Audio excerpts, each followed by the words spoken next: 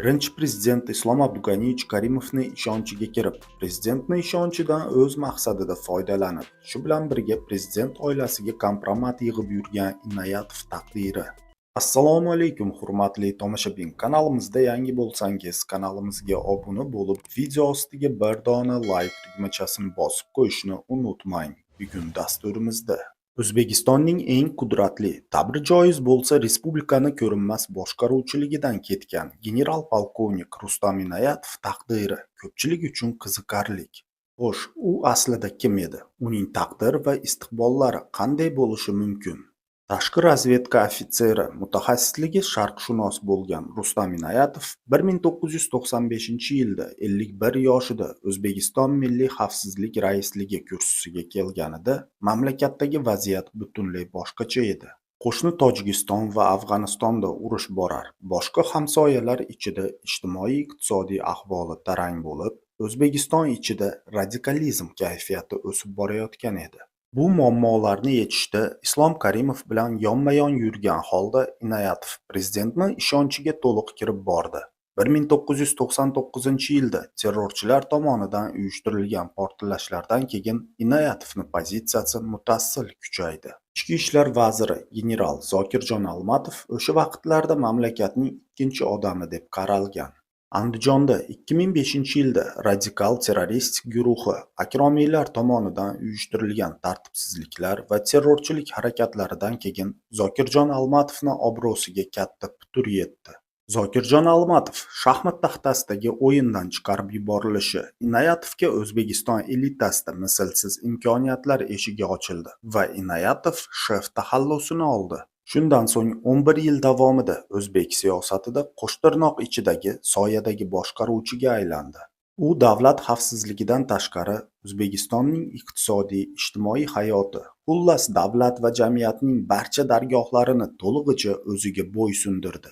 Prezident devoni, Oliy Majlis palatalari, Vazirlar Mahkamasi, Milliy xavfsizlik kengashi, Mudofaa vazirligi, Ichki ishlar vazirligi, Tashqi ishlar vazirligi, Bosh prokuratura, Davlat bojxona qo'mitasi, Moliya vazirligi, Tashqi savdo vazirligi, Markaziy bank, Soliq qo'mitasi, Neft-gaz milliy xolding kompaniyasi, O'zbekiston havo yo'llari aviakompaniyasi, O'zbekiston temir yo'llar kompaniyasi, O'zbekiston milliy teleradio kompaniyasi, oltin ishlab chiqaruvchi gigantlardan tortib, viloyat hokimlari, ko'zga ko'ringan va ko'rinmagan tashkilotlargacha uning izmida edi. Hatto prezidentning xavfsizlik xizmati boshqa kuch ishlatar tizimlarga bo'ysunmas mustaqil davlat tashkiloti sanalar edi.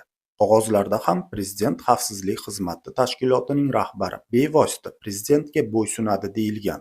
Biroq amalda aynan Inoyatov qaramog'iga o'tib ketgan edi. Prezident devonxonasidagi oddiy xodimdan tortib davlat maslahatchilarigacha uning nazorati ostida edi.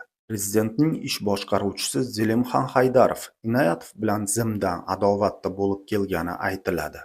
Ammo Zelimxon Haydarov birinchi prezident Islom Abdug'aniyevich Karimovning eng yaqin va uzoq yillik maslahatchi mulozimi bo'lgani bois prezidentni yuzidan o'tib unga ta'sir qila olmagan. Lekin o'sha paytda prezidentning xavfsizlik xizmati rahbari bo'lgan Muhitjon Tohirov orqali Zelimxon Haydarovni qamashga uringan edi. Faqat Vazirlar Mahkamasining bosh vaziri Shavkat Mirziyoyev mustaqil idora qilishga urinar edi. Biroq xavfsizlikning qudrati oldida u ham tiyilishga, Inoyatov bilan munosabatlarni buzmaslikka majbur edi. Prezident Shavkat Mirziyoyev Oliy Majlisga murojaat qilgan chog'ida bu bosh ne murakkabliklarga, sinovlarga guvoh bo'lmadi.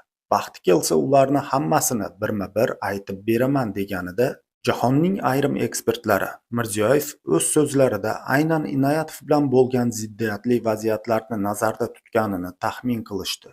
Shu tariqa prezident devonidan tortib eng quyidagi tuman hokimigacha xavfsizlik idorasiga so'zsiz bo'ysunar edi va uni oldida hisob qilishga majbur edi. Inoyatov davrida Milliy xavfsizlik xizmatining ayrim oyog'i yerdan uzilgan vallomatlari, hatto gapini ikki qilgani uchun mashinasini quvib o'tgani yoki qo'ng'irog'iga javob bermagani kabi arzimas sabablar tufayli ham har qanday yuqori mansabdor amaldorlarni va taniqli biznesmenlarni belini sindirish bilan tanilishgan. Har qanday muhim axborot faqat Inoyatov viza qo'ysagina Islom Karimovga kiritilar. Bu ma'lumot esa istalgan odamni boshini yeb ketishi mumkin edi va shunday bo'ldi ham. Muttaham bo'lmagan respublikaning birorta hokimi qolmadi. Mirziyoyev hukumat rahbari sifatida jon kuydirib qilgan ayrim harakatlari esa milliy xavfsizlik rahbari tomonidan kuchli bosimga uchrar edi. O'zbekistondagi barcha katta-kichik darajadagi rahbarlar ustidan salbiy ma'lumotlar bazasi izchil shakllantirildi. Rustam Inoyatov uning mavjudligi hokimiyatni tinch saqlab qolishning yagona ishonchli kafolati ekanligini prezidentni qulog'iga quyib keldi va bunga ishontira oldi. Biroq Inoyatov shu bilan birga o'zini kursisini saqlab qolish niyatida prezidentni o'zi va oilasi haqidagi ma'lumotlarni zimdan yig'ib keldi.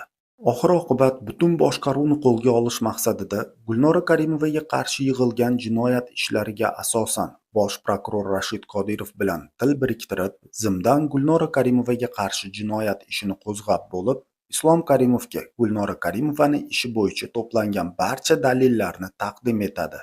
U paytga kelib Islom Karimov jigarbandini, ya'ni Gulnora Karimovani yonini olish uchun hech qanday yo'li qolmagan edi. Vaholanki xavfsizlik xizmatining eng birinchi vazifasi rahbariga va uning oilasiga qarshi kompromat yig'ish emas, aksincha bunday holatlarga yo'l qo'ymaslik choralarini barcha vositalar bilan ko'rish ekanligini bilishmasmidi? Albatta bilishar edi. Karimovni qiziga, ya'ni Gulnora Karimovaga sud hukmini ravo ko'rgan Rustam Inoyatovdan ich-ichidan hafsalasi pir bo'lib ranjigan edi. Gap bu yerda qizining xulqi, uni jinoyat sodir etgani yoki etmaganligi haqida emas, balki prezidentning ishonchiga kirib, bir jamoada bo'la turib, prezidentning farzandiga qarshi, prezidentga qarshi yillar davomida kompromat materiallari yig'ib borilganida bo'ldi. Islom Abdug'aniyevich Karimov bunday noxush voqealardan keyin sadoqatli shogirdi Shavkat Mirziyoyevni doimiy ravishda Oqsaroyga chaqirib, soatlab muzokaralar o'tkazib borgani, uning o'y-fikrlari bilan qiziqqani jamoatchilikdan yashiradigan sir emas edi. Shundan keyin bosh prokuror janoblari Rashid Qodirov o'rnini tezlik bilan Shavkat Mirziyoyevga xayrixoh Ixtiyor Abdullayev egalladi. Rustam Inoyatovning sa'y-harakatlari bilan oxirgi yillarda xavfsizlik xizmatining shtati kengayib, shunga yarasha uning vakolatlari ham kengayib, hukumat tomonidan boshqarilmaydigan idoraga aylanib qoldiki, u idora o'zini hukumat deb hisoblar edi. Hatto raisning o'rinbosarlari O'zbekiston viloyatlarini, ishlab chiqarish korxonalarini, hokimiyat idoralarini, aniqroq aytganda pul keltiruvchi idoralarni o'zaro bo'lishib olib, o'zaro hudud uchun bir-biri bilan yovlashar edi. Tuzilma ich-ichidan guruhlarga bo'linib ketgan edi. O'zbekiston Respublikasi va xalqini tinchligi uchun razvedka, kontrrazvedka bilan shug'ullanib, terrorizmga qarshi kurashish bosh vazifasi bo'lgan obro'li tashkilotning nufuzi xalq orasida pasayib bordi. Shavkat Mirziyoyev hokimiyatga kelgach, dastlabki yilda arqonni juda uzun tashlab qo'ydi. Pozitsiyasini mustahkamlab olgunga qadar o'ta vazminlik bilan xavfsizlik xizmati rahbari va idora haqida lom-lom demadi. Vaqti yetib kelganida bir hamla bilan barchasiga yakun yasadi. Aynan shunda Inoyatovning va uning qarindosh urug'larining oltin davri tugadi. Bunga shubha qilmasa ham bo'ladi.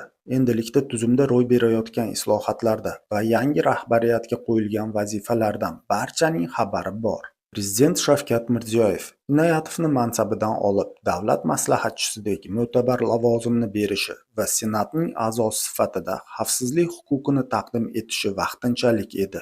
Avvalambor Prezident Shavkat Mirziyoyevning jamoasi g'ayratli va shijoatli yoshlar bilan to'lgan. Shu sababli ham prezidentning farmon va qarorlarini ijrosi Inoyatovga topshirilmasdan uning o'rinbosarlariga yuklatilayotganida ham qandaydir ramziy ma'no bor edi. Ko'p o'tmasdan Inoyatov ushbu lavozimidan ham bo'shatildi. Hozir Rustam Inoyatov katakka olingan va har qanday harakat qilishi qanday oqibatlarga olib kelishini Rustam Inoyatov yaxshi tushunadi. Rustam Inoyatov allaqachon Prezident xavfsizlik xizmati tomonidan Prezident Shavkat Mirziyoyevga bo'ysundirilgan. Shu bilan birga azaliy siyosiy raqibi devonxona ish boshqaruvchisi Zelimxon Haydarovni qat'iy nazorati ostida. Apparatdan tashqarida esa Ichki ishlar vazirligi, Davlat xavfsizlik xizmati, Milliy gvardiya, chegaralarda bojxona xizmati va chegara qo'shin kuchlarining umumiy kontrolida. Barcha qo'shni davlatlar bilan qudratli jahon mamlakatlari bilan Mirziyoyevning munosabatlari yaxshi ekanligi va ular bu aloqalarni yomonlashtirmaslikka harakat qilishi hisobga olinsa, hech bir davlat Inoyatovga boshpana berishga ham rozi bo'lmaydi. Shu sababli chetga chiqib ketish variantlari nolga teng. Nima bo'lgan taqdirda ham uning taqdirini butunlay o'zgartiruvchi oxirgi so'zni Prezident Shavkat Mirziyoyev aytadi. Konstitutsiyaviy vakolatlaridan foydalanib, Inoyatovni kechirishi yoki kechirmasligi mumkin. Inoyatovning Milliy xavfsizlik xizmatidan ketishi nimani anglatadi? O'zbekiston Milliy xavfsizlik xizmatining raisi Rustam Inoyatovning ishdan olinishi davlat ishidagi davlatni qulashiga qiyoslanmoqda. Bu istifori repressiyalar yakunlanishiga xalqning umidini kuchaytirdi. O'zbekiston Milliy xavfsizlik raisi Rustam Inoyatovning iste'foga chiqarilishi O'zbekistonda hokimiyat almashib, Mirziyoyevni prezidentlikka kelishidan keyingi eng muhim o'zgarishlardan biri sifatida qayd qilindi. Shu o'rinda aytib o'tishimiz lozim. Shavkat Mirziyoyev Milliy xavfsizlik raisi Inoyatovni lavozimidan bo'shatib, 2015-yil bosh prokuror Rashid Qodirov o'rniga tayinlangan Ixtiyor Abdullayevni Milliy xavfsizlik raisi lavozimiga tayinlagan. Biroq Milliy xavfsizlik xizmatining yangi raisi Ixtiyor Abdullayev Inoyatov davridagidek hokimiyat va boshqa tashkilotlarni boshqarish bilan ishini boshladi va xuddi Inoyatov singari butun O'zbekistonni boshqarish maqsadida Ixtiyor Abdullayev ham Prezident Shavkat Mirziyoyevga va uning oilasiga qarshi kompromat yig'ishni boshlagan vaqtida isbot dalillar bilan qo'lga olindi va vatan xoinligida ayblanib qamaldi. Aynan shundan keyin Prezident Shavkat Mirziyoyev Milliy xavfsizlik xizmati tashkilotining nomini Davlat xavfsizlik xizmati nomiga o'zgartirib, Davlat xavfsizlik xizmatiga davlat tinchligi va xalqining xavfsizligi uchun razvedka, kontrrazvedka bilan shug'ullanib, terrorizmga qarshi kurashish bosh vazifasi yuklatildi.